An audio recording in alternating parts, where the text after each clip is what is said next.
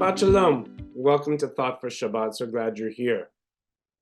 What do you do if you've tried everything to get your computer to work and it's just frozen?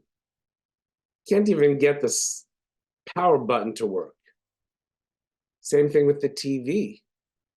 Anything electronic, what do?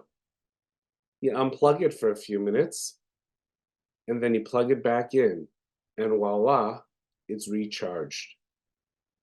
It's not so different for us human beings. When we get tired and sluggish and exhausted, sometimes we just need to unplug. That can be vegging out in front of the television.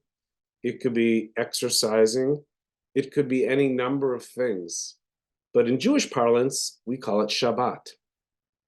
And while I pray and hope that people can unplug for a full 24 hours, from Friday night until Saturday night, if you can't do that, then at least give yourself a period of time where you are simply checking out from the world that is and trying to figure out the world that you want to be in. Maybe that's spending time with family. Hopefully that's coming to services and being with community and prayer and in joy, even in sadness, holding one another up. That's a mitzvah. Unplugging can be doing something that you don't normally do. It can be picking up the phone and calling somebody you haven't spoke with in a long time, something out of the ordinary. And here's why I'm raising this issue of why unplugging is going to be so important. Because we're entering a political environment in 2024 where we will be inundated with news.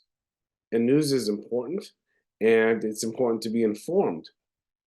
But sometimes too much information, too much coming at us is not good for the soul.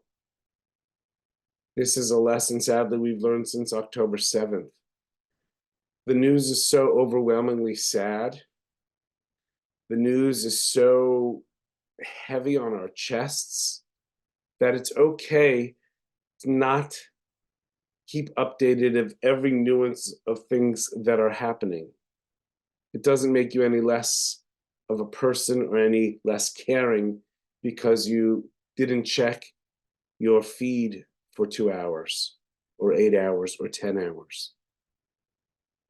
We are all good people, but good people need to unplug so that we can refresh, recharge, and re-enter the world that is, so that we can bring our best selves to it. So my friends, take this Shabbat to unplug, recharge, and join us tonight, 7 o'clock, for services, 6 o'clock for Tat Shabbat if you'd like to join us with your little ones. You're welcome to come to both as well. Have a great weekend. Stay safe. Be well. Shabbat Shalom.